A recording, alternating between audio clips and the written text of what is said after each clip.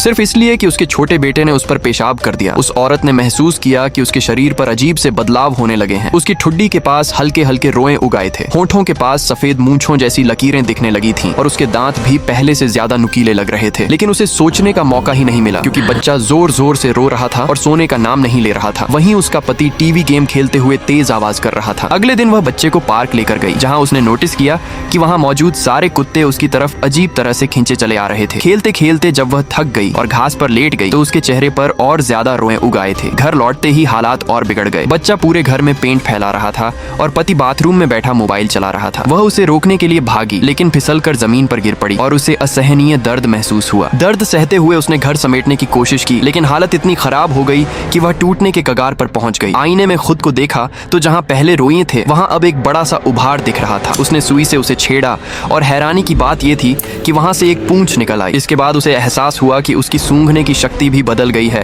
वह एक ही बिस्किट में दर्जनों अलग अलग चीजों की खुशबू पहचान पा रही थी। इससे भी अजीब बात यह थी कि हर रात उसके घर के बाहर कुत्तों के भौंकने की आवाजें आने लगी। एक रात वह घबराकर बाहर निकली तो देखा कि कई कुत्ते उसके दरवाजे के सामने बैठे उसे घूर रहे हैं। वह कुछ समझ पाती इससे पहले ही कुत्ते उस पर झपट पड़े और उसे नोचने लगे। अगली सुबह जब उसकी आंख खुली तो उसने सोचा कि ये सब बस एक बुरा सपना था, लेकिन तभी उसका बेटा एक मरे हुए चूहे को हाथ में लेकर उसके पास आ गया। डर के मारे वह बच्चे के पीछे भागी और जो दृश्य उसने देखा उसे देखकर उसके रोंगटे खड़े हो गए। चारों तरफ जानवरों की लाशें पड़ी थीं और तब उसे समझ आ गया कि पिछली रात हकीकत थी। उसी रात फिर अजीब आवाजें आने लगीं। वह बाहर निकली और कुत्तों की निगरानी में जमीन खोदने लगी। उसी पल उसके सिर पर फूले हुए कान निकल आए, पीछे पूंछ उगाई और वह पूरी तरह एक कुत्ते में बदल चुकी है।